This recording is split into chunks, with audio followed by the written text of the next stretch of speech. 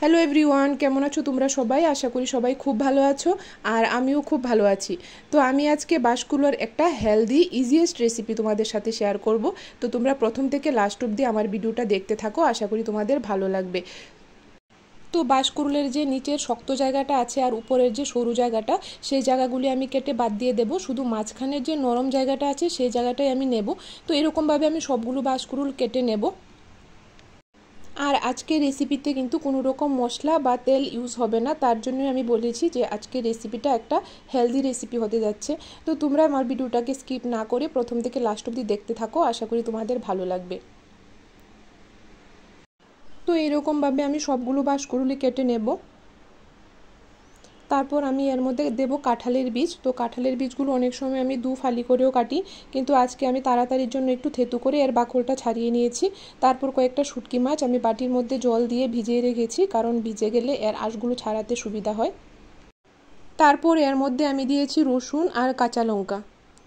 তারপর সবগুলোকে আমি খুব ভালো করে ধুয়ে প্রেসার কুকারের মধ্যে দিয়ে দেব। তারপর দিয়ে দেব জল। জলটা একটু বেশি করে দেব, যেহেতু বাঁশকুড়ুলগুলো সেদ্ধ হতে অনেকটা সময় নেবে আর অনেকগুলো সিটিও নিতে হবে তার জন্য। তারপর এর মধ্যে আমি দিয়ে দিয়েছি লবণ, দিয়ে প্রেসার কুকারের ঢাকনাটা বন্ধ করে দিয়ে আমি গ্যাসে বসিয়ে দেব। আমি গ্যাসের ফ্লেমটা হাই রাখলাম।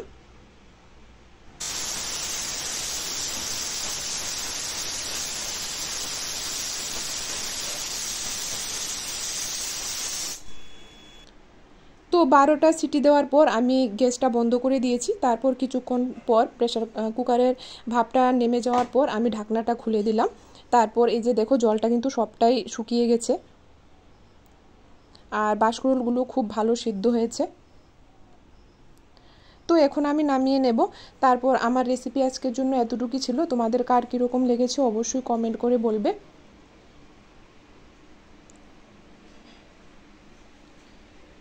তো এই যে দেখো, দেখতে কিন্তু খুব সুন্দর হয়েছে কালারটা। অনেক সময় আমি আবার একটু ঝুলঝুলও রাখি, আজকে একটু শুকনো শুকনোই রাখলাম। ঝুলঝুলও খেতে আমার ভালো লাগে, আবার শুকনো শুকনোও ভালো লাগে।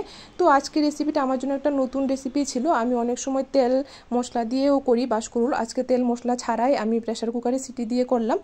তো আজকের জন্য টাটা, আবার দেখা হবে অন্য কোনো ভিডিওতে। তো তোমরা সবাই ভালো থেকো আর তোমাদের কার কীরকম লেগেছে অবশ্যই কমেন্ট করে বলো। টাটা।